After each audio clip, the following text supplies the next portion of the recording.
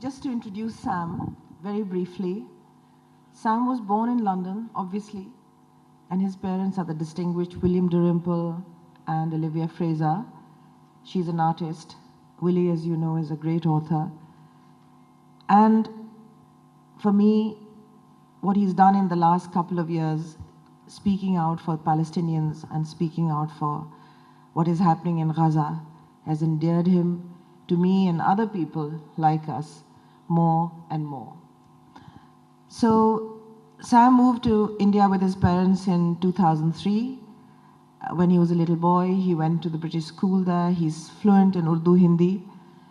And then he went to Oxford, where he read Farsi and Sanskrit.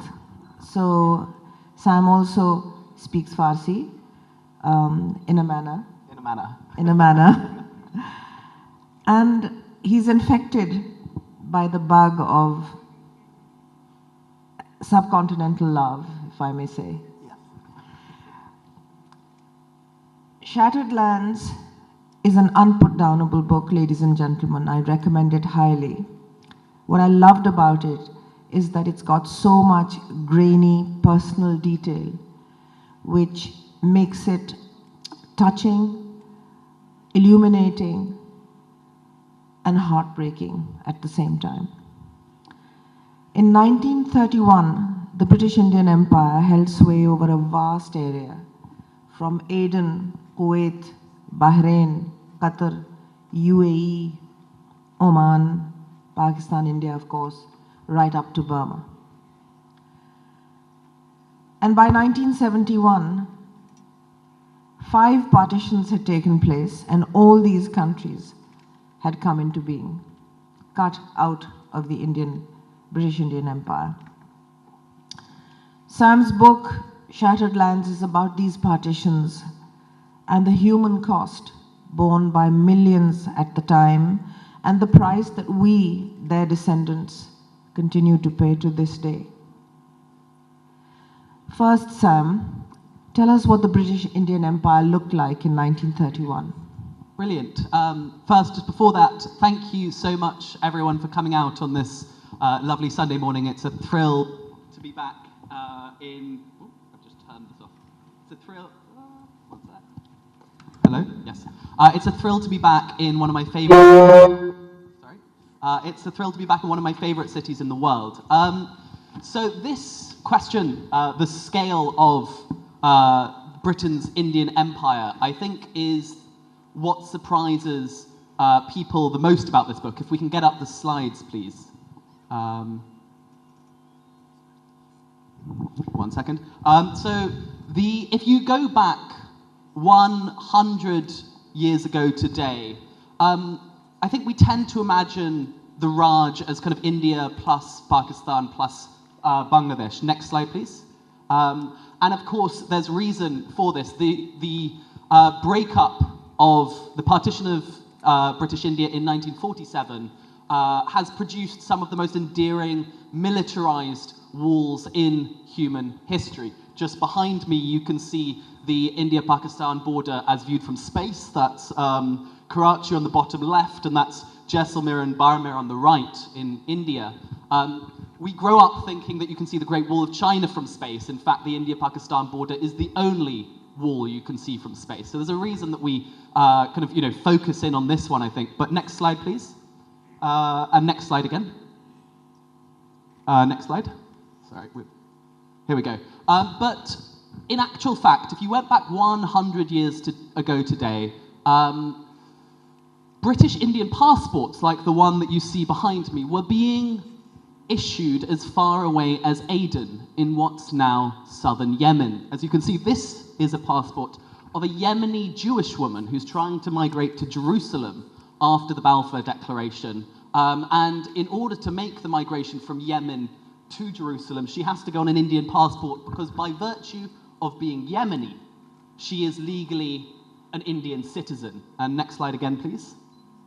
The other strange thing is that, Dr. Bungash, whose book I recommend highly to everyone here, it's one of my favorite books on princely India, and the 1/3 of the Raj that wasn't under direct British rule was, Jaipur, Jodhpur, Kashmir, Kalat, Bahawalpur, Khairpur. These were semi-independent, ruled by their own separate aristocracies. What is surprising, I think, to many people, though, is if you actually look at the list of princely states, which you've got behind me, it opens alphabetically with Abu Dhabi. And next slide again. And in the images of the princely states visiting the Delhi Darbars, you've got the princes of Yemen, bottom right, and the princes of Burma, top right. Next slide again.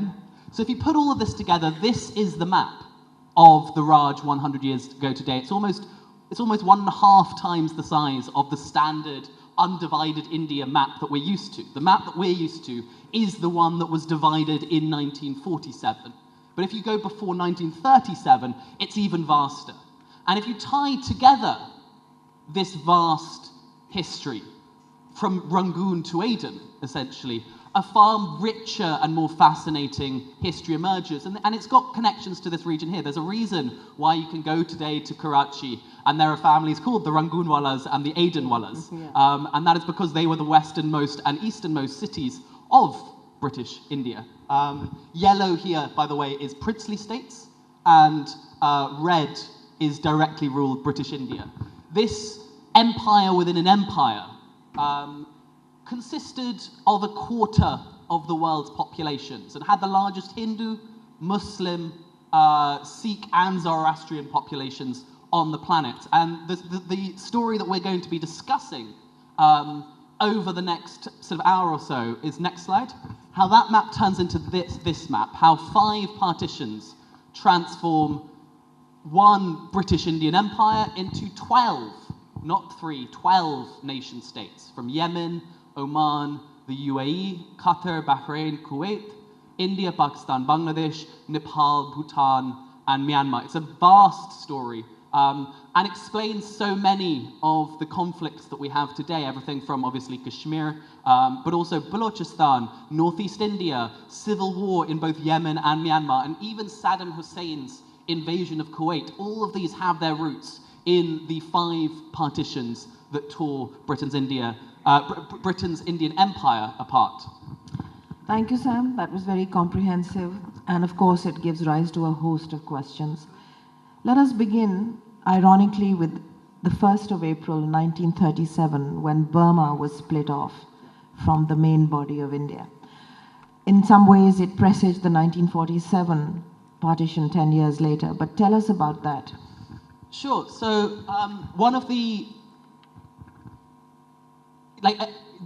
basic things that the book tries to get across is that the discussions around the 1947 partition don't make sense unless you look at the discussions surrounding Burma 1 decade earlier, the first partition. It's remarkable that we don't talk more about it, given that the very first document written about founding a country called Pakistan by Chaudhry Rahmat Ali, he explicitly says, as his justification for Pakistan's creation, he says, it makes no sense to me why, if Burma is allowed to be separated from the Indian Union, why the Muslims of India must be forced into it. So the very first ever justification for Pakistan's creation, justifies it on the basis that Burma was already being separated. It's a rather fascinating story because Burma was, and Rangoon was the New York of the 1920s in a way that we've completely forgotten. It's kind of, there in the back of our subconsciousnesses. Occasionally you've got families who still make kalsway or something. There's that famous Bollywood song, Mera Piya Ge Rangoon, which is all about kind of, all the husbands going off to Rangoon. But in the 1920s, there was so much migration to Burma from across the rest of the Raj that it overtook, the Burmese dream overtook the American dream. There were more migrants crossing the Bay of Bengal than there were crossing the Atlantic Ocean.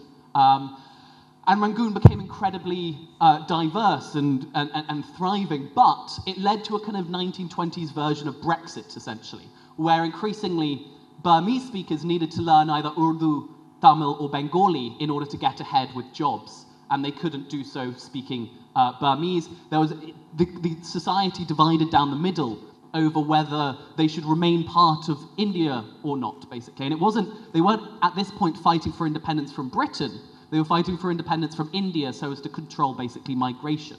Now, around this time, a very crucial idea emerges, and one which really changes everything. And this is the fact that the Congress Party increasingly starts arguing that the basis for their future Indian nation should not just be the Raj as a whole, which was a colonial construct, random bits of territory they thought collected by kind of, the East India Company. They argue that the basis for the Indian nation should be Bharatvarsh, the sacred geography set out in the Mahabharata epics around 1200 BC that stretched from Kashmir down to Kanyakumari and from kind of Sindh to Assam, but crucially didn't include Burma and didn't include the Arabian states. Gandhi actually is one of the people who starts arguing for the separation of Burma and of the Arabian states. And it's this first partition that I think really explains all of the conversations that emerge about kind of, Hindu hegemony that lead to the first discussions about creating Pakistan. Jinnah, for example, was in the 1920s regarded as the greatest ambassador of Hindu Muslim unity. Can I just come in here and interrupt you and say that absolutely fabulous laying out of all the background, etc. But here, in this room, in this city and in this country, we are at the moment completely seized with the idea of how it affected us, what happened between India and Pakistan. So if I may take you to 1906, when Muhammad Ali Jinnah is a member of the Indian National Congress. It's not until 1913 that he goes into the Muslim League. In between, I think, 1916, he forges the Lucknow Pact, which is a significant step towards Hindu-Muslim unity. And then slowly, things begin to deteriorate. I just want Sam to take us back to that and to tell us how this ambassador of Hindu-Muslim unity became Qaid-e-Azam, who stood for a separated Pakistan from India. How did that happen, Sam? This is one of the things that I think shocked me most in the research of the book, is that in both India and Pakistan and indeed Bangladesh, Jinnah's become such an icon that his many transformations, I think, get often brushed over, because everyone's so focused on the man who creates Pakistan that the man of the 1910s, who Sarojini Naidu calls the greatest ambassador of Hindu-Muslim unity, the man who forges the Lucknow Pact. And he's this kind of, you've got to imagine young Bombay lawyer driving around in a fast car, chain-smoking cigarettes, and wearing dashing suits, constantly referred to as the best-dressed man in the British Empire. And he's a very different man. He marries a Parsi wife, Ruti, and it's only, I think, it's a multi-faceted reasons why he gradually transforms into the Jinnah that we know. I think, firstly, it's the loss of his wife. Gandhi returns to India from South Africa in the 1920s, and I think Jinnah begins to get overshadowed, and Gandhi treats him rather appallingly.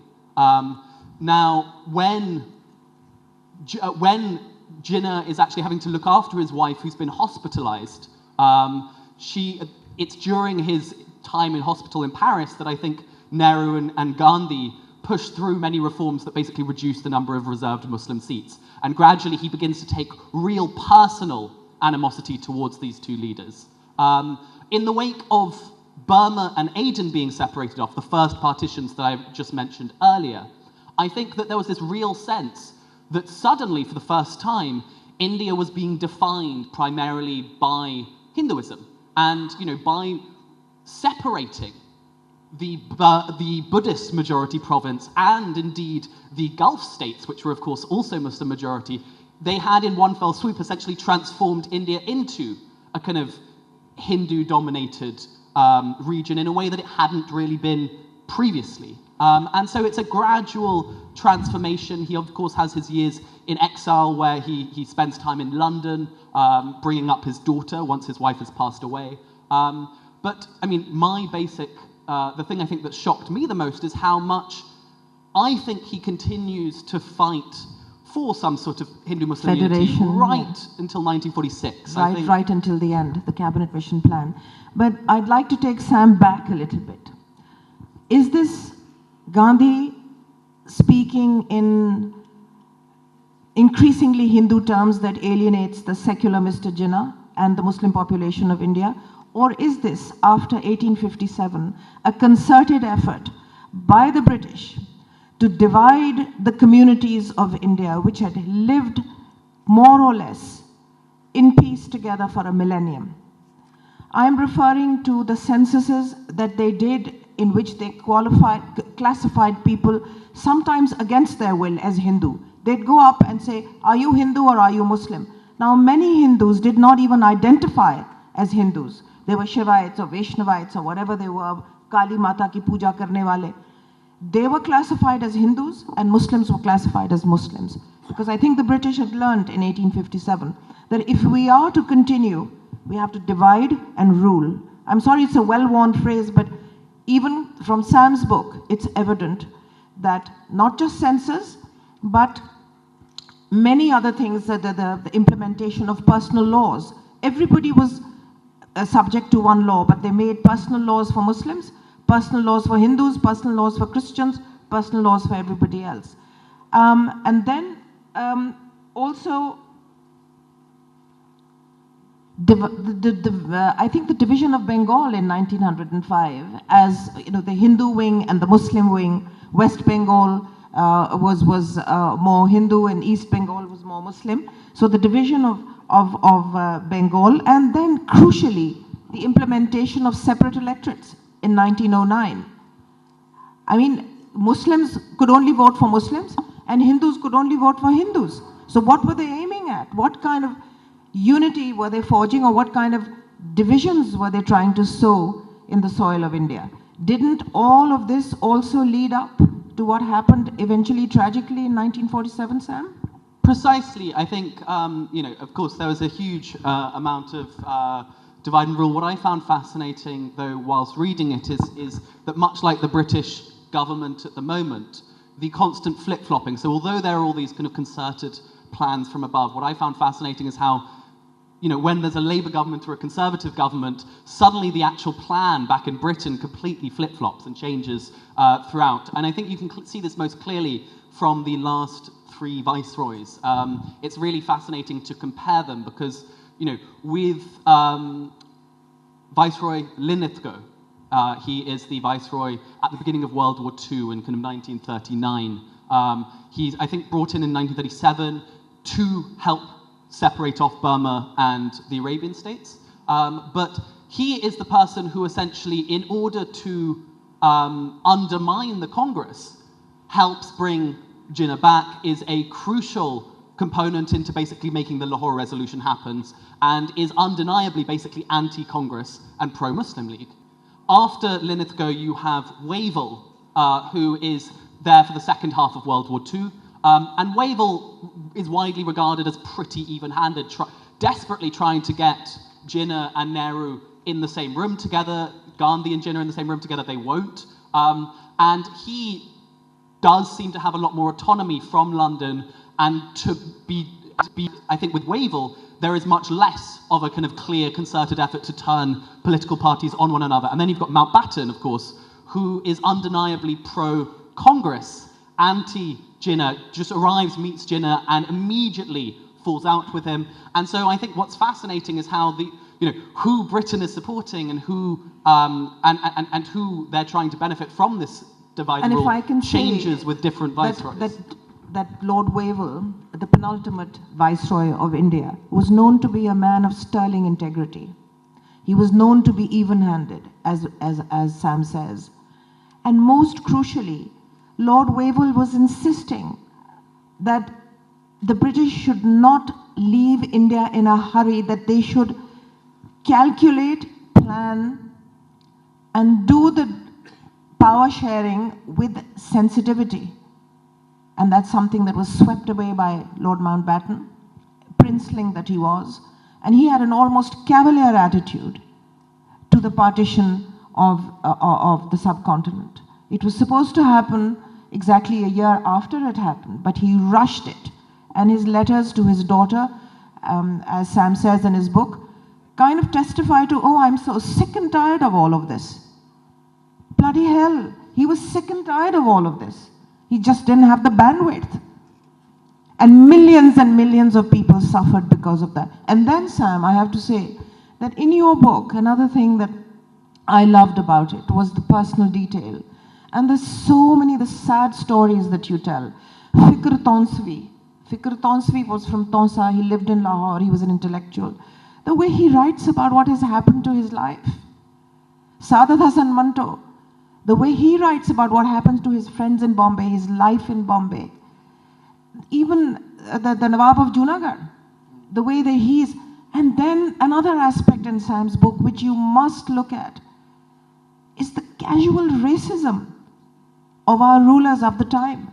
The way they talk about us. Even a labor leader like Clement Attlee, the way he speaks of Indians, the way he speaks about India, you will see in the pages of this book that then as now, because you now see the naked face of imperialism in the United States, this has always been like this. And for the many of us who thought that liberal democracies and progress had changed their minds, I'm sorry. Sam shows us that extractive colonialism, white colonialism, has always thought of us as subhuman. And this is also clear in his book. Every now and then you have glimpses of it. Mountbatten and Edwina having come back from a riot-scourged area where millions have perished and displaced and all that, relaxing with a drink in the evening in Viceregal Lodge or in the Viceroy's house in Delhi, and watching a film and casually talking about this, and couldn't wait to get back. So I want to ask you, you have collected a lot of oral history, Sam. How did you do that? How did you get to Fikr Tonsvi? How did you, get to the innards of the poor Nawab of Junagadh? I felt sorry for him. And the way that he's been kind of maligned, that he had a personal dog for a servant for all his 70 dogs or whatever, however many there were. And he refused to give his wife a seat on the plane coming from Junagadh to Karachi and preferred to have his pet Labrador sitting there instead. But of course you debunk all of that. Where did you get all the personal detail? Sure. Firstly, just before going in depth into this question, if anyone here hasn't read the work of Fikr Tonsvi, his incredible memoir of partition in Lahore, I think is the most heart-wrenching account of the events of Lahore. He talks about, for example, the moment when the sweet seller, wasn't selling any sweets because the milk men were all Muslim, but the sweet sellers were all Hindu, and no one could get the milk to the sweet sellers. He talks about what it was like to be on the street when the borderline was announced, and of course, him being a Hindu, but with his Muslim friends, trying to figure out whether their respective hometowns have entered which country. So it's an incredible work. My background for this was with oral histories. I worked with an organization called Project Dastan, straight out of university. It emerged from a conversation with my co-founders, Sparsha Huja, who's Indian, but his family came from near Jhang, and then my friends Saadi Gardezi and Amina Malak, who are both Pakistanis. Saadia's family is from Lahore. They had this kind of strange realization that how tragic it was that it was only sitting in the UK that we could all sit there in one room, and that we couldn't do this back in the subcontinent. But Sparsh in particular had this dream of showing his grandfather their ancestral home. They hadn't been able to go because of visa restrictions, etc. And we came up with this idea to use virtual reality to try and reconnect people with their ancestral hometowns, their childhood friends across the border, try to see if they're kind of long-lost family members who may have stayed on the other side, try to find them. So we set up this organization. We worked with the Museum of National History here in Lahore, just next to Lahore Fort, and also the Partition Museum in Amritsar, across the border. And I think that was the first 3 years, basically, in a variety of languages, interviewing people about their partition experiences, but I think more important, what life was like before partition. I think that focusing in on the brutal months of 1947, in a sense, overlooks what I found more interesting, which was what was life like beforehand, trying to gather an archive of what different towns were like. How was Lahore different in the 1930s? How was Delhi different in the 1930s? How was, the area around, Rawalpindi different, or Sindh, etc. So we did this for hundreds of different families. The organization's sadly now sort of shut down, although we're still exhibiting our interviews in different places. So I think one of the most extraordinary things, I think there's a big movement at the moment to use oral histories. And there's a number of, CAP here in Pakistan, Citizens Archive, but also, for example, the Partition Archive in Berkeley, like with the Holocaust, it's only been in the last few years that there's been a real concerted effort to try and collect these memories before they people take them to the grave. Disappear, people are now very either valuable. very old or were too young at the time to remember them. They're now either going to be in their late, if they were at 20 in 1947, then they'll be, around 98 now. If they were 15. Yeah, which reminds me, this place that we're sitting in, and I don't know if you know this, ladies and gentlemen, this was land owned by a Hindu businessman called Sath Melaram. He donated huge swathes of his property to the city of Lahore. Gangaram helped make the city of Lahore. And I remember during Musharraf's time, I think it was the early 2000s, there's a road in Lahore called Melaram Road. And the then Chief Minister, Parvez Elahi, decided to change that to something which was more ideologically sound, if you know what I mean. And you say, some of our memories survive because these people, the memories survive with the people. So luckily, my uncle Sayyid Babar Ali, who's going to turn 100 inshallah, a few months down the year in June, he rang up, agitated, and said, you may have forgotten who Sath Melaram was, but I know who he was. He was a great benefactor of Lahore. And if we change his name, we should be ashamed of ourselves. And of course, thankfully, the Chief Minister understood what he was saying. But Sam, you also talk about, amongst all of these tragedies, you also talk of the personal details, the lives of these three leaders who changed the subcontinent. Mahatma Gandhi, Muhammad Ali Jinnah, and Jawaharlal Nehru. Ladies and gentlemen, one of the interesting aspects of their lives is that all three neglected their wives. And in Gandhi's case, when Kasturba fell really ill, his son begged Gandhi, this emerges from Sam's book as well, which is why you must get it, begged his father to let his mother use penicillin. And he wouldn't, because that was against his Hindu belief, and his belief in karma, and his belief in cures of herbal natures, etc. Kasturba, of course, died. And then, of course, Gandhi went into a weeping fit and stayed, kind of isolated for some time. In Mr. Jinnah's case as well. Rati Jinnah committed suicide at the age of 29. That emerges from his book. Mr. Jinnah never had any time for her. And it was a very, very unhappy marriage. I mean, it may not be fashionable to say this, but let's say it. In Jawaharlal Nehru's case, he never wanted to marry Kamala. But his father, Motilal Nehru, was a very domineering man, and he insisted. They married. Jawaharlal proceeded to neglect her. He was more fond of Padmaja Naiju, if your book is not mistaken on this one as well, to whom he used to write letters saying, you are my carissima, right? And then in time, I can see your reflection in the Taj Mahal. And then in time, just neglected her, moved on to Edwina Mountbatten, if you're to be believed in other stories about. And Kamala died in early death of tuberculosis. So, Sam, that emerged to me as a woman as a very kind of moving and touching aspect of these three women's lives. I think that another book that I can highly recommend to everyone is Mr. and Mrs. Jinnah by Sheila Reddy. It's an extraordinary, extraordinary book.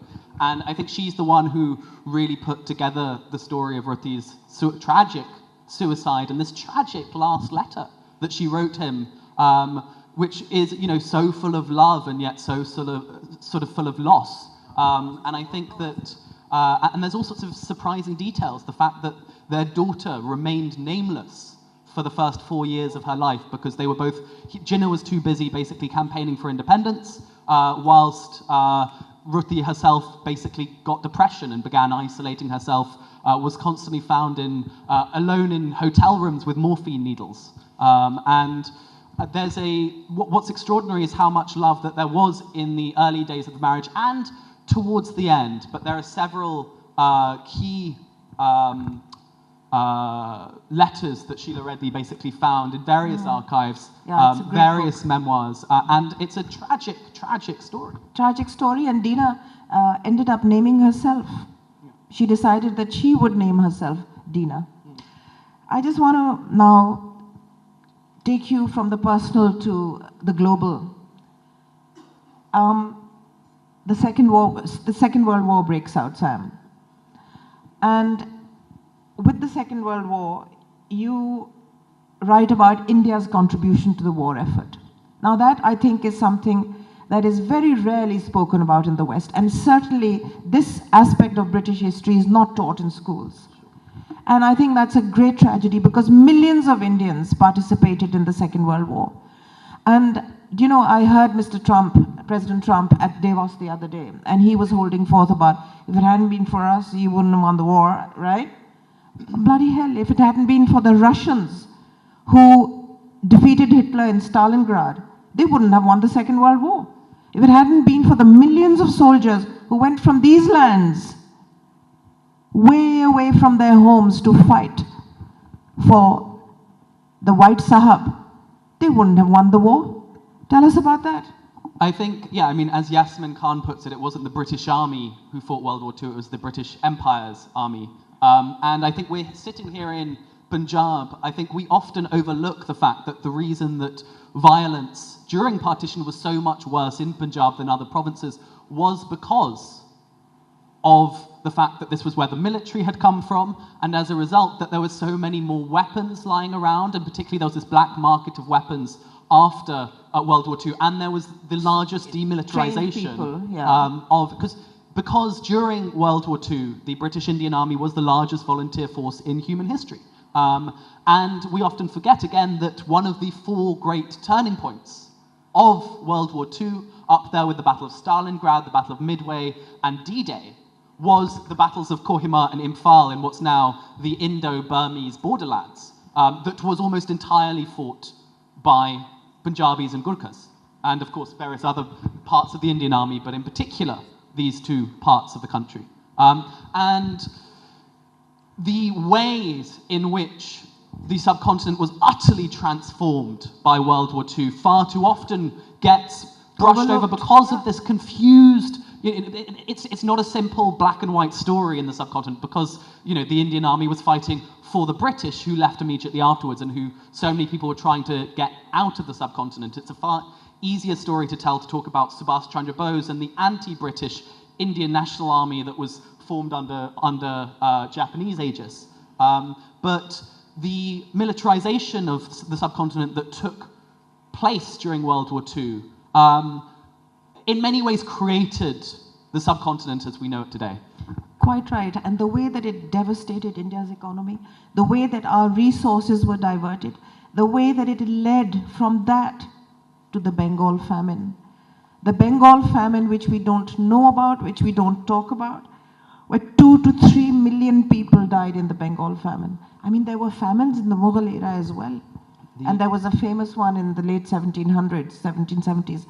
But the callousness with which this was dealt with, I mean, there was a total press blackout. Nobody could report on it. Amartya Sen has written extensively about this. Kavita Puri is doing an amazing new book at the moment on it, but she's done an amazing podcast series called 3 Million on the Bengal famine, which was, it's a multifaceted thing, and rather it's the rice economy of Bengal had been reliant on Burma, so once the Japanese catch up, basically conquer Burma, suddenly Bengal gets cut off from most of its rice supply. It still has enough though, but the economy is destroyed. There's massive inflation, And rather than opening basically soup kitchens and rice kitchens with what they still have in Burma, in Bengal, the government basically refuses because it wants to continue shipping rice out towards the war effort. So, the economy is destroyed, and gradually in the course of the next 2 years, from 1943 to 1944 and 1945, about 3 million people are killed of starvation. And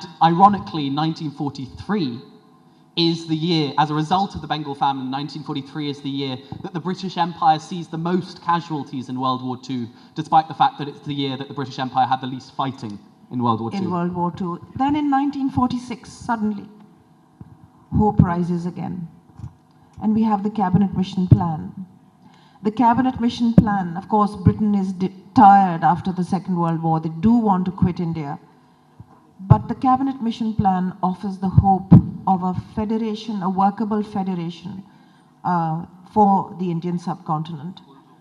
And ironically, Muhammad Ali Jinnah accepts it.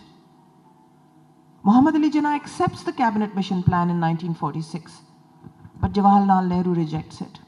And thereby hangs the story that you tell. The Cabinet Mission Plan is fascinating. I think we often overlook the fact that the Lahore Declaration, which sets into motion the creation of Pakistan, explicitly refers to the creation of nations, but not necessarily nation states. And what's interesting is the fact that Jinnah had spent his years as a lawyer training in Britain, where nation and nation states has a very particular distinction between the two, because of course Scotland, where I'm from, Wales, England and Northern Ireland are all separate nations within a broader nation state. And there's good reason to think that basically what he was willing to accept was the recognition that Pakistanis and Indians, North Indians, South Indians, Pakistani, East Pakistanis, West Pakistanis and Deccans, he wanted to be recognized as 5 separate nations within some sort of broader Confederation of India. Kind of, sort of federal system.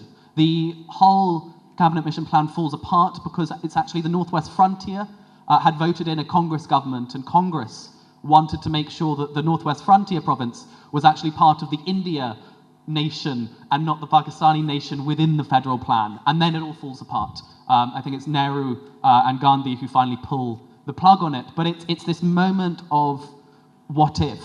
Because even Nehru, right until his dying day, had been hoping, all the documents suggest, for some sort of United States of South Asia. I think one of the things that surprised me the most is how in the 1950s, and basically until 1961, after partition, there was still this hope that potentially some sort of vague EU-style system could be established as an umbrella over what had already been recognized as individual nation states. It was too late for a UK-style system, but there was still hope that maybe some sort of EU-style system could be placed over the subcontinent, and indeed Burma. Aung San Suu Kyi's father, Aung San, also fought for this. Unfortunately, all of these founding fathers died before it could ever be put into practice. Into practice, and unfortunately, Lord Wavell was removed by Whitehall, and Lord Louis Mountbatten was rushed to India and told to take care of the partition. Now, we don't really know that much about Lord Mountbatten, but what I've read about Mountbatten tells me that he was not a capable person.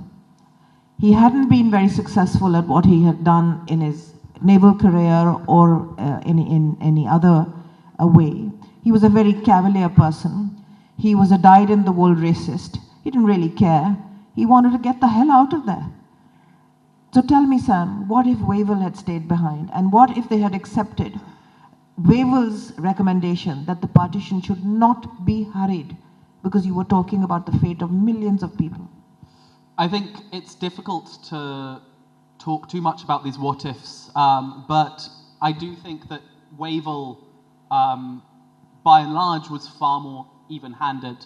Mountbatten was a brilliant PR man. His prior experience essentially had been in World War II. He had been commander of this ship. The ship had been blown up. He'd gone down with the ship, but then he'd managed to turn it into a story of such British valor of the crew going down with the ship and only evacuating at the last moment. that a film was made on it that was the runner-up for the Oscars that year, second only to Casablanca. And so this was his prior experience. He was brilliant at PR and at turning stories essentially of British defeat into stories of British valor. And I think this is why he was chosen for the job. I think we overlook the extent to which by 1946, Britain had been blitzed. The Blitz had destroyed Britain. Britain's economy had collapsed. And in a sense, the electricity in London wasn't kept on for more than 4 hours of a day. And so by this point, Britain just doesn't have the ability anymore to continue kind of running the Raj. And he's essentially sent out Mountbatten to get out as quickly as possible. But, of course, he is given a year and a half. Mountbatten speeds things up so that he can get out in just 77 days by 14th, 15th August. Why? Because it was the second anniversary of the Japanese surrender in World War II, and it would make a nice round whole number. That is literally the reasoning for why Independence Day is the day that it is today. That being said, I think he was, what Mountbatten was rather amazing at was ensuring that two countries emerged from the Raj and not 565, the princely states, what you can put as a kind of tick on Mountbatten's record, compared to the huge amount of bloodshed that his legacy creates, is that he basically set into motion the integration of the princely states with either India or Pakistan or Burma. And we know how that happened as well in the crucial case of Kashmir, where Gurdaspur district on the border of Lahore district, Muslim majority district, was given by Mountbatten to the Indian state, thereby giving them passage into Kashmir. If Gurdaspur had come to Pakistan, there was no way the Indian state could have got through to Kashmir. But let me come back to another very valuable insight from Sam's book, which again is important for this day, and that is that ordinary people in August 1947 or the lead up to 1947 did not fall upon each other like barbarians and killers. We did not murder each other's neighbors. We did not murder the people that we had lived with for millennia. It was organized violence led by the RSS and the Muslim League National Guards and Qabza groups, then as now, who were interested in taking over properties of fleeing people from all sides. So it was these three criminal elements, really, that unleashed the violence that led to the deaths of millions of people and the displacements also. And in Sam's book, this comes out. And Sam, this is a really valuable insight because we need to heal. And this is the only way we can heal if we know what the facts are. Please. There's a huge amount of new research coming in on this at the moment, on how much of the violence that was unleashed in 1947 was essentially organized by certain paramilitary groups. And I think one of the things that was repeated over and over again to my rather surprise when I was doing my oral history research was how little I got stories of neighbors turning on one another, and how much I got people sheltering their neighbors and defending them against mobs, and how frequently people talked about, oh, we don't know who they were, the mob wasn't from the village. And time again you hear that. There's a huge amount of land grabbers. You often get politicians, so particularly in, for example, Noakhali, which was the second great moment of violence. It's very clear that there were two politicians who basically wanted to change the religious demographics of their district so as to win an election. They were the ones who were basically responsible for the second great Can you name them, please? I can't remember the names off the top of my head, but that was in Noakhali. Very soon afterwards, you get, so that was the beginning. So first you get in Kolkata, then it's Noakhali. In Bihar, similar thing happens. In Garmukteshwar, it's very clear that it's the RSS that gets involved. Then the Muslim League National Guards, basically around Rawalpindi and Sialkot. And time and time again, it's these organized gangs rather than neighbors turning on one another. And I think, I've chatted to a lot of friends whose families have migrated, etc. My friend Sparsh, we managed to track down the Muslim man from Jung who had saved all the Hindus of the village. And this is far more common than I think people realize. And time and time again, we focus on this narrative of the neighbors turned on one another, when so much of the evidence seems to point to the opposite. So I think we're coming to the end of our time. What's the time now, if I may just ask? 10 minutes. Let's just talk. We do want questions, but one last thing that I want Sam to address is Kashmir, which is still the festering sore between the two countries, and how that happened. Very quickly, the Maharaja was made to sign the instrument of accession to India, whereas Kashmir was a Muslim majority area and should have come to Pakistan in accordance with the rules that were laid out for the partition. But we sent in our tribal lashkars, not in military uniforms, but in civvies, to try and go into Kashmir and physically take it over. But they stopped in Baramulla, where they engaged in looting and plunder and wasted 2 days looting and plundering, and Srinagar was 1 hour away from Baramulla. If they had got to if they had gone beyond Baramulla and got to Srinagar, things may have been different. However, Lord Mountbatten, and I'll give him this, according to Sam's book, made a last-minute proposal. The Nizam of Hyderabad wanted to remain independent or wanted to accede to Pakistan. And Mountbatten came up with a proposal: withdraw your lashkars from Kashmir. We will carry out a plebiscite. If Muslim majority Kashmir wants to go to Pakistan, Kashmir goes to Pakistan, Hyderabad, Deccan goes to India. Mr. Jinnah rejected it.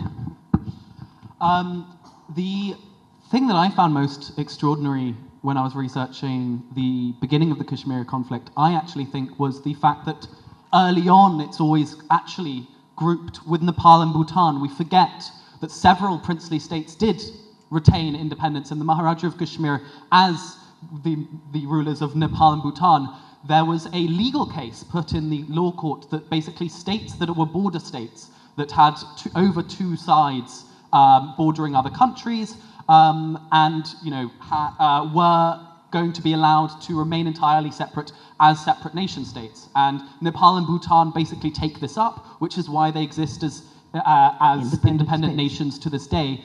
Kashmir, the Maharaja of Kashmir, for the first few months after independence, very much basically thought he was going down the same thing. He wanted to turn Kashmir into the Switzerland of the East, was his line. It's important to remember that Kashmir was a vast Muslim majority province, Hindu ruler, and vast Hindu, Sikh, and Buddhist populations, particularly around Ladakh and Jammu.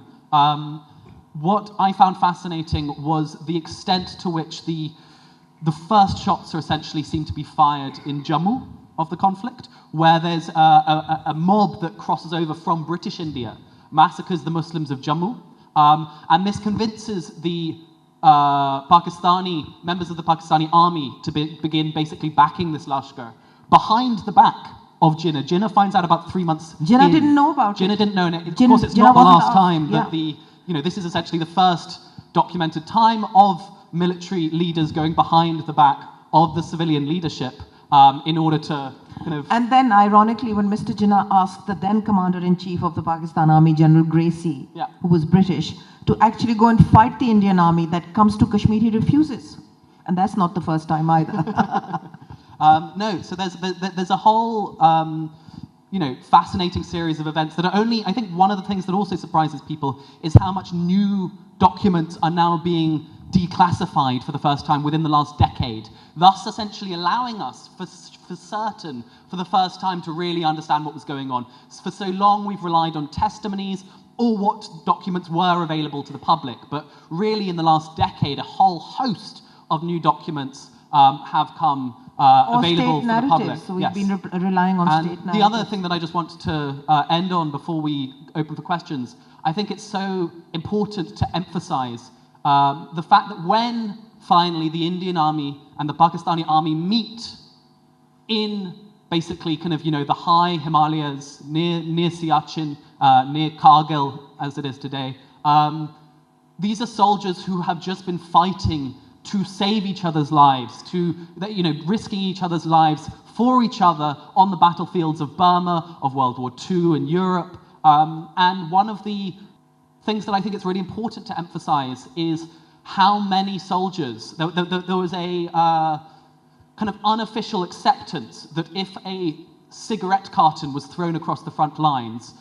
during that first war over Kashmir, they would always contain little letters for lost friends on the other side of the army. So despite the fact that they were being ordered to shoot at one another, they also wanted to make sure that their friends on the other side of the recently partitioned army were still okay. And I think what sets apart 1971 and basically the later wars between India and Pakistan from 1947 and 65 is that in those earlier wars, it was friends who were on the battlefield against one another. It was comrades who'd risked each other's lives for each other. And famously in 1971, where the book ends, yes.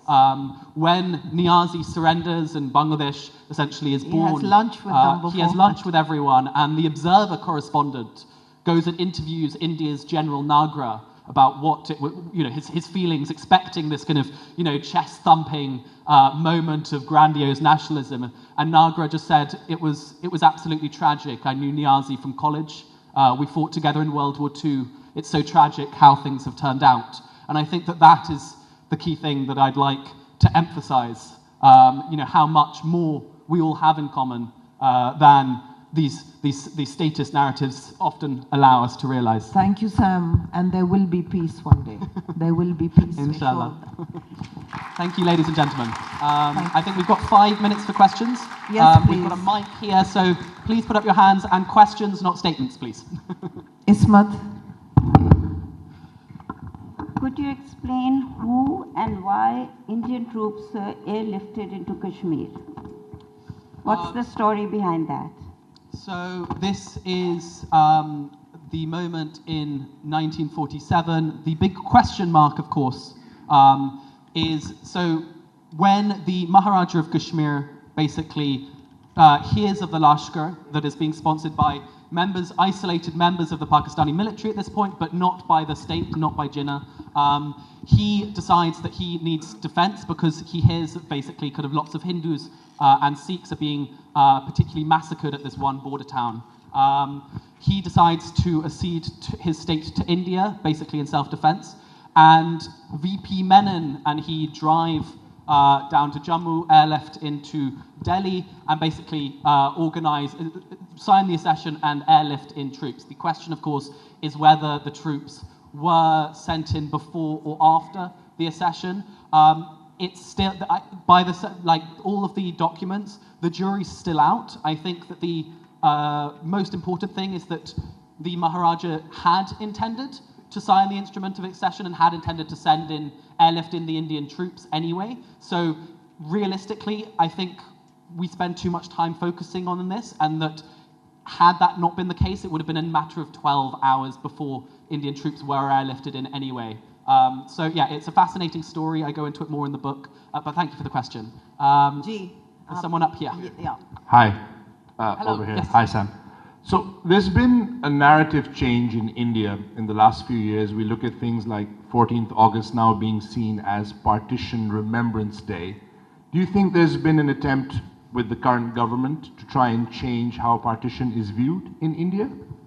Brilliant question, thank you. So I think that there are multiple things that have happened at once in India.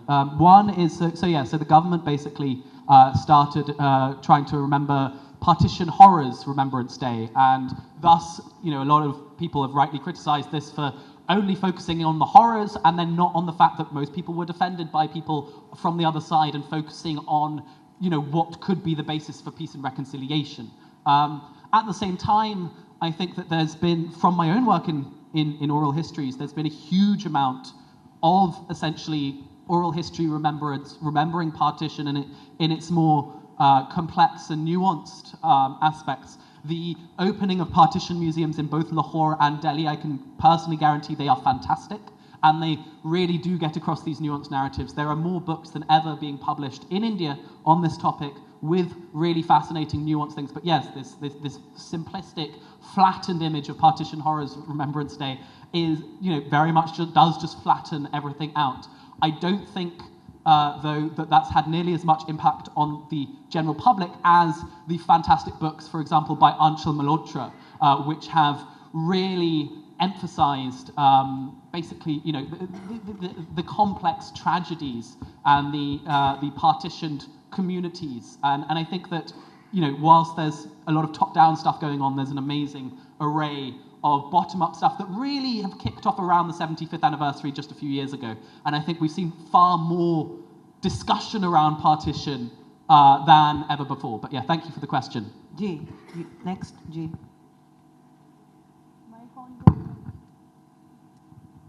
Hi. I have a question. Why did the British administer Ceylon differently from the rest of India? Brilliant question, and this is one of the things that a lot of people find. Could we repeat that? What did you say? Why was Ceylon, modern-day Sri Lanka, governed differently? So you've got this entire territory that we can see behind us, from Burma all the way to Yemen, that legally counted as India, yet somehow Sri Lanka was different. The way that this territory was made, essentially, was that the British East India Company went around conquering random bits of territory that tended to trade with one another. They followed pre-existing trading routes and basically wanted to dominate trade. They were a trading company. This actually included originally Hong Kong, Somaliland, Singapore. All of these places were conquered by the East India Company, including Ceylon. But Ceylon in 1798 is separated out into a separate crown colony because they basically wanted to organize it around the tea economy and govern it separately from the Madras presidency. Likewise, around 1858, when the East India Company is nationalized, Hong Kong, Singapore, Malaysia, and Somaliland basically don't end up getting made into the Raj. They get made into separate British colonies. So, but what's remarkable, and what I wanted to emphasize with this book, is the fact that from 1858 until basically the 1930s, this entire region was all India, and it's after 1858 that the Indian passport begins getting issued, and there's this particular legal code that's passed in, I think it's 1886, if I'm not wrong, called the Interpretation Act. This is the act that makes anyone within the Raj legally an Indian, anyone within the Raj legally eligible for an Indian passport, and governable by Indian laws. Now, because of the fact that Ceylon and indeed Singapore, Hong Kong, and the other places that have been conquered by the East India Company had been separated off earlier, they didn't fall under that. So no one in Ceylon was ever legally an Indian citizen. What's remarkable is that people in Dubai were. But thank you for that question. Thank you very much. Excuse me. One last question. G. This gentleman.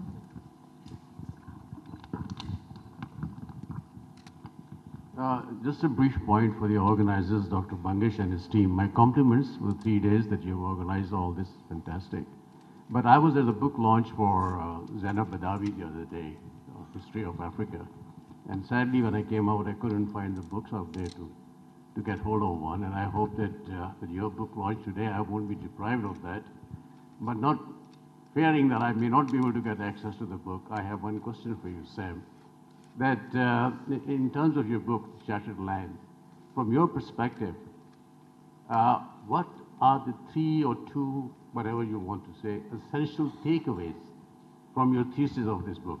Thank you. Thank you so much. And time's up, so I'm just going to try to wrap this up briefly, and then I'll be hanging around afterwards, so anyone else, please do come and meet me afterwards. I'll be signing books, etc. I think the basic takeaway that I'd like people to come away with is this thing of how much more connected and how much more we all have in common than we tend to realize. There are the Yemen story that people very frequently are like, oh well, this is a separate world and this was never really felt Indian. The dish halim, which is one of the great culinary masterpieces of the subcontinent, is itself a legacy of Yemen's connection with Hyderabad, the fact that Yemen was governed as a vassal state of the Nizam of Hyderabad, and these basically kind of Yemeni cooks began adding Telugu spices to their dish, forming the dish that we know, halim. In each of the stories, in each of the 5 partitions, Burma's separation, Arabia's partition, the 1947, the partition of princely India, and then finally Bangladesh's independence from Pakistan. In each case, you have families that are divided by arbitrary new rules. You have mass population transfers. You have huge amounts of displacement. And then in each case, in each of the countries across South Asia, from Yemen to Burma, you have basically kind of the attacks on minorities and attempts to kind of, brush over the internal diversity of the region. I think the essential takeaway that I'd want people to go away with is the fact that there is so much that ties us all together, and there is so much more, to this day, for example, India and Pakistan, we were chatting about it beforehand. India and Pakistan, just this May fought a war. Things have never been as bad as they are right now in terms of the state relationships between India and Pakistan. And yet, when Indians and Pakistanis meet abroad, they're all listening to the same music, they're all eating the same food, they're all hanging out in universities, often they're dating one another. And this just doesn't happen with Russians and Ukrainians, with Israelis and Palestinians, anyone else from one of the great, massive conflicts in the world. And so there is still, on a person-to-person level, a huge amount of personability. We've seen with Bangladesh's various relationships with its neighbors, how these relationships come and go, but I think there is still so much hope that we can hold on to. So thank you, ladies Sam. and gentlemen, On that note, for being such a great audience.